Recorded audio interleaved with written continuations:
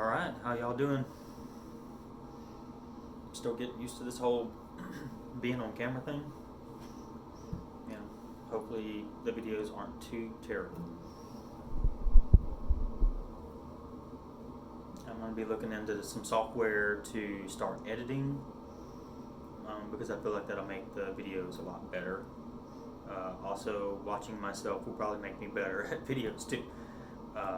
So there's that. Anyway, we're still on the Santa Cruz parabolic mid-tension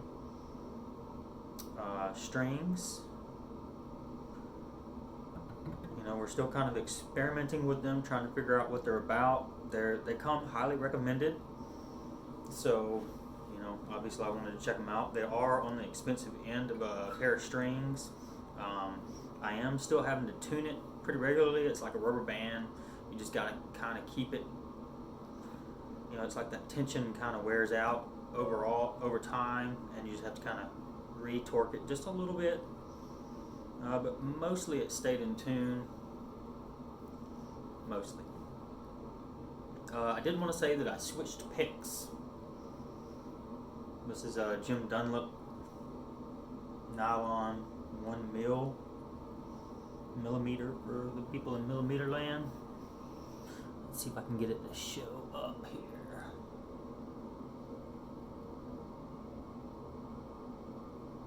God, I'm horrible at this.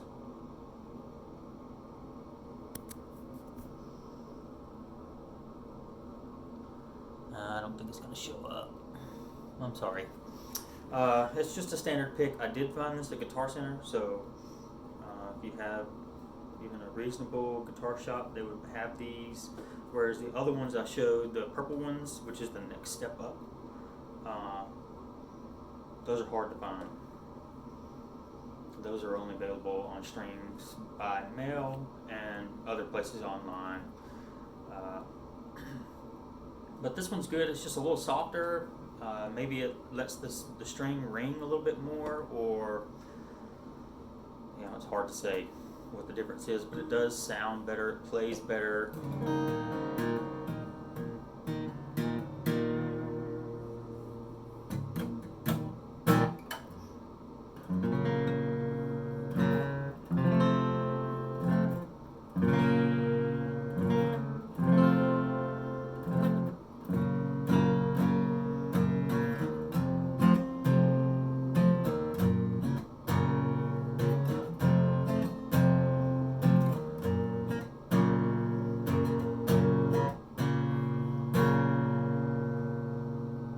Pretty cool sounding chords.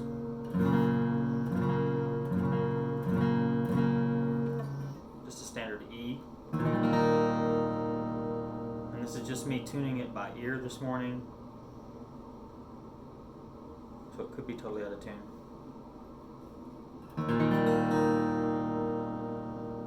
Sounds pretty good to me. There is definitely some noise as you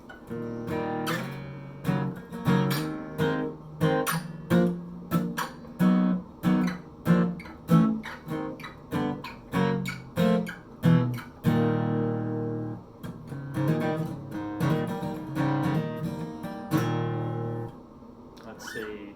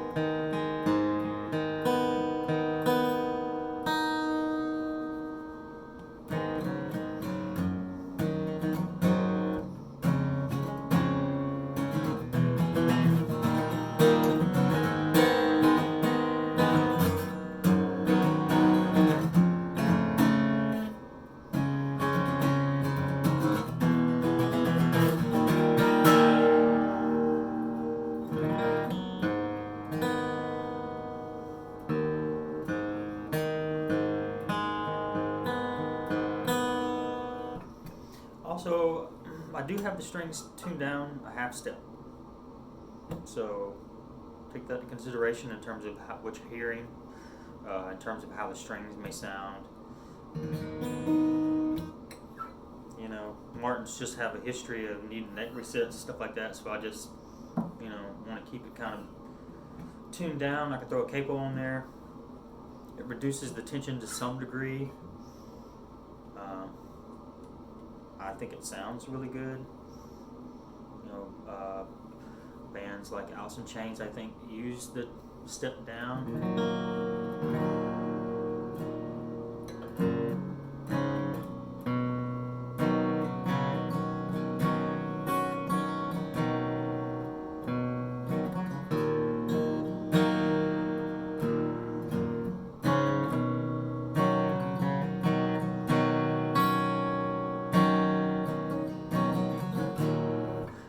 Recalling that right off the top of my head there, sorry.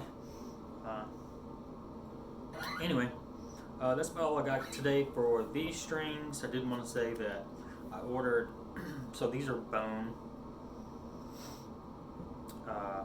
bridge pins. I ordered, I imagine they're plastic tortoiseshell bridge pins from StewMac. I also ordered a end pin tortoiseshell. If you look, this piece here is actually tortoiseshell, so it'll kind of match a little bit. I ordered a strap button that'll probably go here, so the strap wraps around, you know, and clips in when you're wearing it, so it'll be actually right here, right there, somewhere in there. I'm trying to think if I got anything else.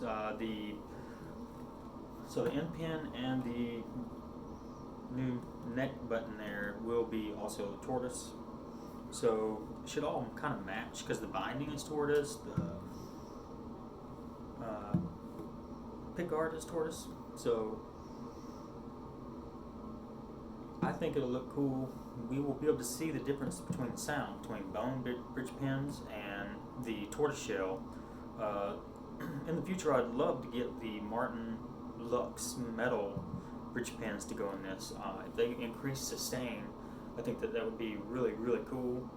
Because this thing would be, I mean, even just a little bit more sustain would be pretty crazy. I can't think of anything else to say at this point. I did order some parts for the Les Paul Junior. I'm hoping to have that up and running pretty soon. Maybe I can make a video with that. If you're interested in that, let me know. I also have a Ibanez Geo, I think it is, GAX70 electric guitar, and I have a Jasmine $50, acoustic. I'm going to be putting these bone bridge pins in that and see if that makes a difference in tone. I'll be making videos on that for sure, because that way I'll have it to refer back to. It also has the Martin strings in it right now, so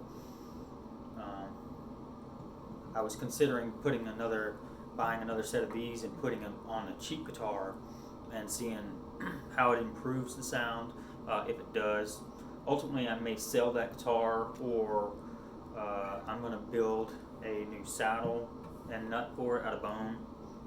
Trying to learn the luthier trade a little bit, and it's just a cheap and easy way for me to learn on that guitar. It doesn't sound half bad for $50. It's my kitchen guitar, so if I get bacon grease on it or whatever, it's not a big deal. Alright, make sure you pick your guitar up every day. That's important. That's the deal. Subscribe. There'll be more content coming up. Yeah, let me know what you're into. Alright, cheers.